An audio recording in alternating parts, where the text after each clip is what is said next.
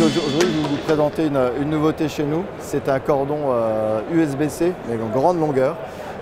Comme vous le savez, on a souvent des problématiques pour déporter notamment des stations d'accueil. Elles sont d'ailleurs souvent livrées directement avec un cordon moulé dessus. Ça peut poser problème, donc l'idéal c'est d'avoir une station d'accueil en USB-C femelle, de façon à pouvoir l'attaquer avec des cordons USB-C de plus grande longueur. Donc on avait déjà par le passé des solutions en cordon actif en 3 et 5 mètres. Et on a rentré courant d'année 2023 une solution en 10 mètres, en cordon hybride. Donc c'est une fibre optique gainée de cuivre qui amène l'alimentation de l'autre côté, permettant justement de reconvertir le signal en bout de course. Et là donc c'est sa grande sœur qu'on vient de rentrer, c'est la version en 15 mètres.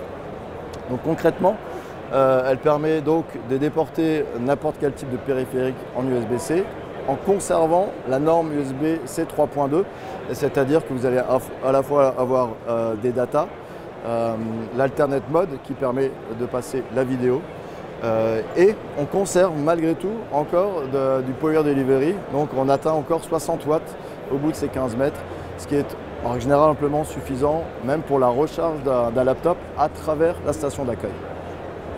Alors par ailleurs, on a rentré également une nouvelle station d'accueil.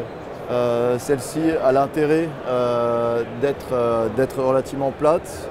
On retrouve un petit peu un format qu'on voyait un petit peu dans le passé qui permettait justement d'aérer les laptops pour une meilleure ventilation. Donc on rejoint un petit peu finalement ce type de produit tout en ayant une station d'accueil complète. Donc cette station d'accueil permet effectivement de récupérer différents ports. Donc évidemment l'Ethernet, des ports USB-C, 2 en l'occurrence, des ports USB 3, de l'HDMI, DisplayPort, donc double sortie vidéo, et évidemment le port delivery qui permet de recharger un laptop qui serait connecté en USB-C en 100 watts maximum.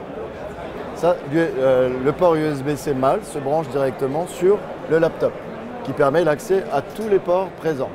Le Power Delivery fonctionne justement en y greffant un chargeur en USB-C qui va permettre, pendant l'usage de la station d'accueil, de pouvoir recharger le laptop. À l'arrière, vous avez 2 ports USB-C, ceux-là sont bien bidirectionnels et permettent la charge. Là, en l'état, la station d'accueil fonctionne sans difficulté.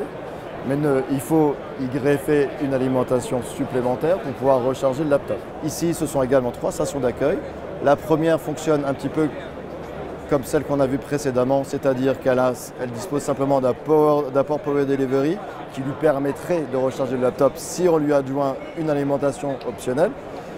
Les 2 suivantes sont en revanche des vraies stations d'accueil dédiées au bureau, qui n'ont pas un usage nomade, et celles-ci disposent de leur propre alimentation, donc pas besoin d'une alimentation supplémentaire pour la recharge.